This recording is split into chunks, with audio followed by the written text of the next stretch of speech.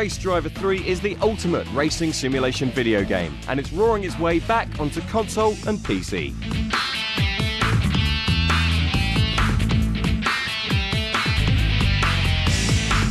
Eight years in the making and always in pole position, the series has sold over 6 million copies. This February, you'll be able to join the race when Race Driver 3 launches on PlayStation 2, Xbox and PC.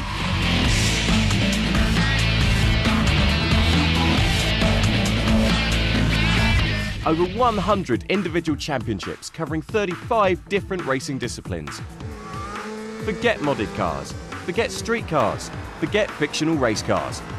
In Race Driver 3, you'll be racing some of the world's most exciting real competition cars, both modern and classic. Realism is what this game is about. The terminal damage engine has been souped up, so you'd better watch out, as any bad driving will take its toll on your vehicle. True mechanical effects mean that tyres warm up, radiators overheat and engines blow. Plus the AI has been dramatically improved, so with up to 21 cars on track in ultra-close pack racing, computer-controlled drivers will be prone to the same errors as a human driver. It's the most fun you can have on four wheels.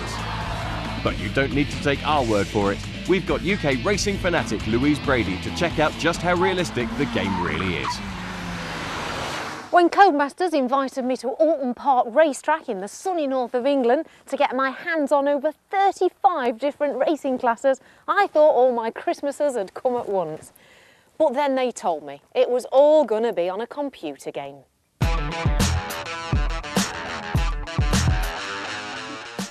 Now, the guys behind Race Driver 3 tell me this is the most realistic driving sim yet, and being a petrol head myself, I have to put these claims to the test.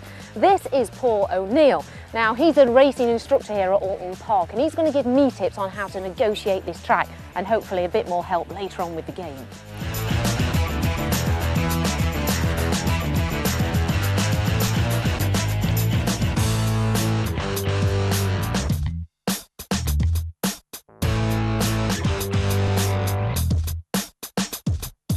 Now, I've had my lesson on how to drive like a professional. I think it's time I test my skills in Race Driver 3.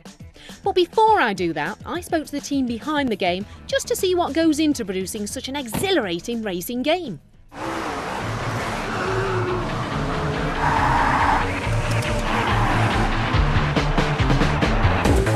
It's totally about the driving experience. It's the ultimate racing game. More motorsports than any other type of racing game on the market. It's about as close as you can get to the feel of being a real racing driver without having to risk your life on the track.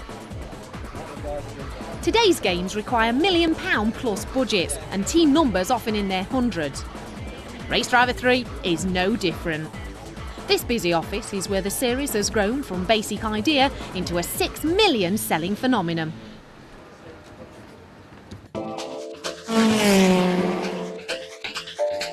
One of the newest things, the biggest things in the latest version of Race Driver is the Pro Career mode.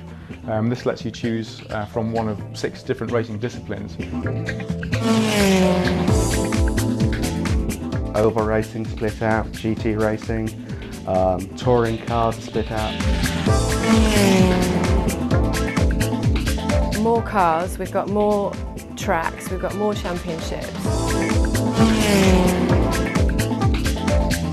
Going the monster trucks and you're there and you're wheeling from the start lines and so on. And that experience is worth more than trying 7 different types of data. It includes qualifying sessions, it includes flags, it includes, if you cut a corner you can get disqualified, so it has much more of a motorsport feel than the other previous games.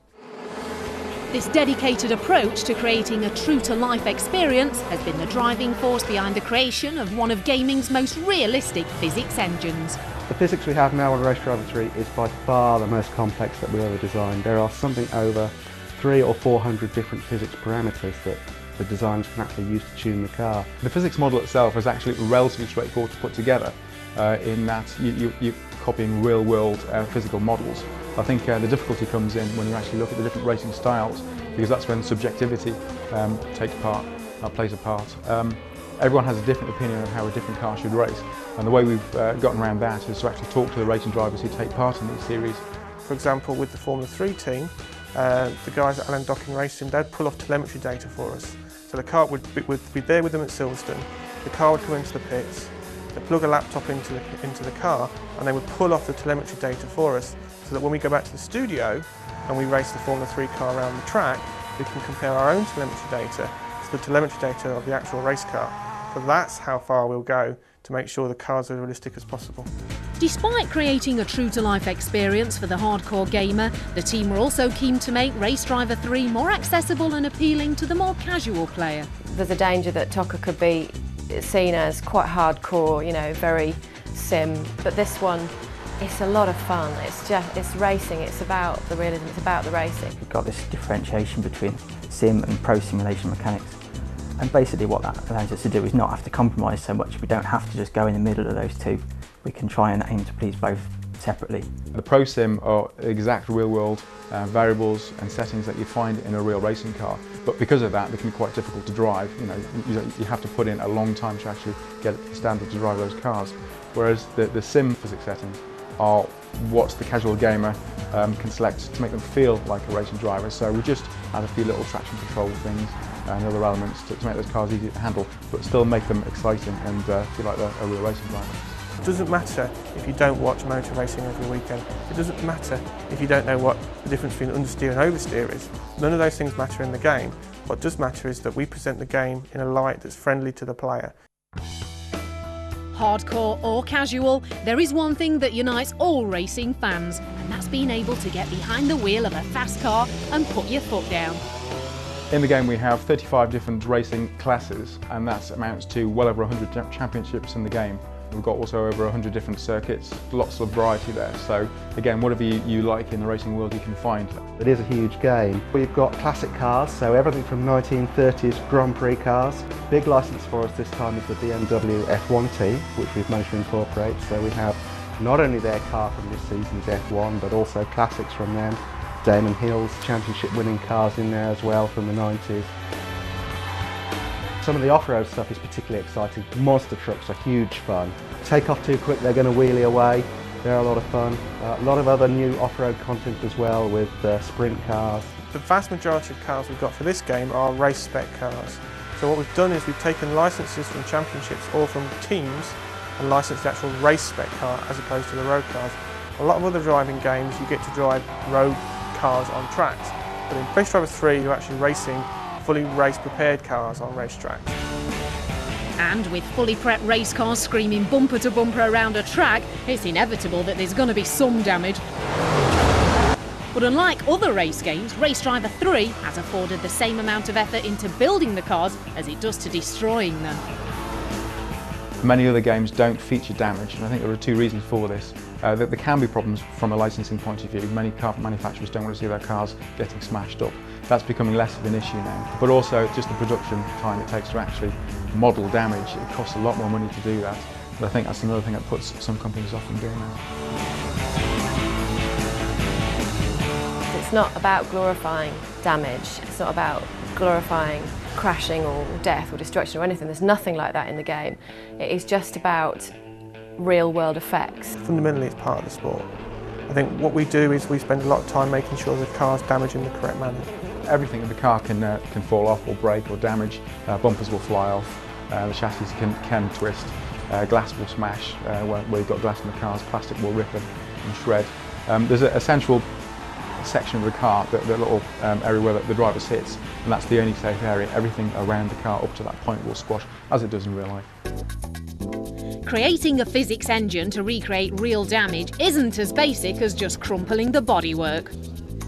The car will bend and crumple if you're going to hit a wall at 100 miles an hour, but different cars behave in different ways. If you take an open wheel car like an F1 car for example, you know that the suspension is the weak point on that car. It doesn't take much to break that off, and these are the kind of things that we're simulating. Our damage model itself has again changed and adapted over time to as new powerful platforms come in, we've used that power in clever ways. But it's still the basic system, which is very much like you'll see in a crash test facility. It's called finite element modelling. It's where a car is broken down into as many small points as possible, and they reflect the material types that you've got in the cars, like plastic and metal and the chassis and so forth. So when a car collides, all of those are like little mini springs and they'll affect each other.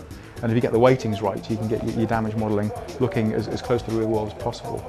When you're playing the game, obviously because it's about motorsport, you soon quickly realise it's best not to drive into the back of someone and to drive in a correct manner. So the game effectively punishes the player for driving recklessly. And it's not just the player that gets punished for careless driving. With up to 21 cars on the track, bumper-to-bumper computer-controlled drivers are prone to the same errors as a human driver. I think one of the key strengths of the Race Driver series has been the quality AI, which I think many other games struggle to get right. Getting cars racing with the human player, allowing for his mistakes, but racing well is actually a very tough thing to do. And again, this is one of the areas that we've adapted and built and worked on over the last 8 years. I think the aggressive nature and the bumper-to-bumper action really does help the game. You know, from my point of view, it really is a roller coaster, sweaty palm experience. When you're starting in the middle of the grid or the back of the grid, you know you've got that pack of cars ahead of you. They're all tight. You're working your way through the field, lap by lap.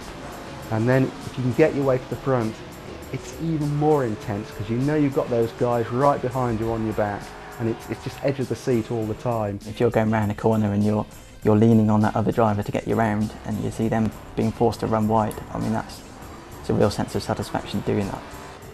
We've watched hours and hours and hours of DVDs of watching the type of racing and the characteristics of that type of racing. So when you're playing the game, when you're racing touring cars, you're going to see a lot of bumper, very close action, cars rubbing up against each other all the time.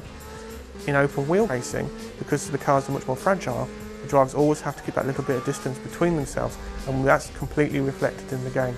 So with all the different types of racing in the game, there's also a wide range of different types of AI and close racing as well. 21 cars on track and all action, skids and slides and sparks and smoke, and it's all really fun. It's really exciting and really exhilarating.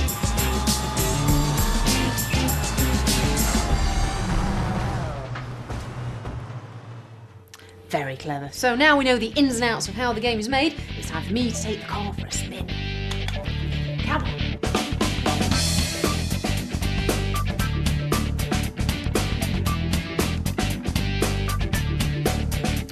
Well, despite my inside knowledge of the game and my practice laps in the real car, I think I may need some help from my instructor and race driver, Paul O'Neill. So as you were doing before, you stay to the left-hand side and you just go following down the line. Then a touch of the brakes, that's it. Off the brakes, turn right, no, the black stuff, that's it. Squeeze the power. Oh, I remember that corner, it was really tricky, wasn't it? It was good. You were very good through there. Not the grass, that's it, apex. And then squeeze the power on. It's amazing because I know what's coming up next. That's well held, nice work. Better than when you're in the real car. That's mega. Well done, there's some crowd. You can see the attention to detail that the programmers have took is amazing.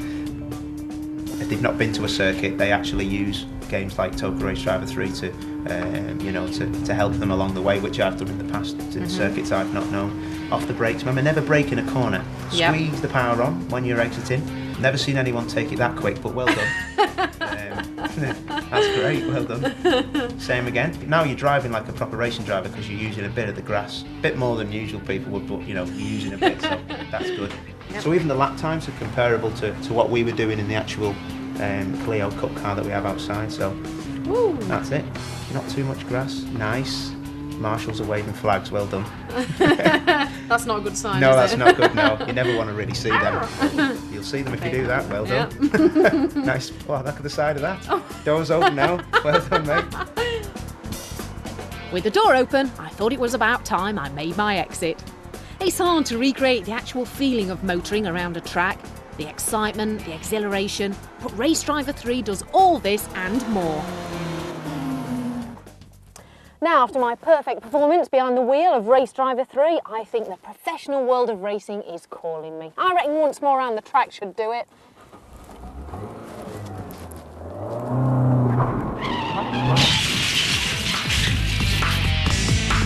You can experience for yourselves the incredible level of realism, the unprecedented number of racing classes, the huge number of championships, state-of-the-art AI and sheer driving fun when you take Race Driver 3 for a spin when it hits stores on PlayStation 2, Xbox and PC February 2006.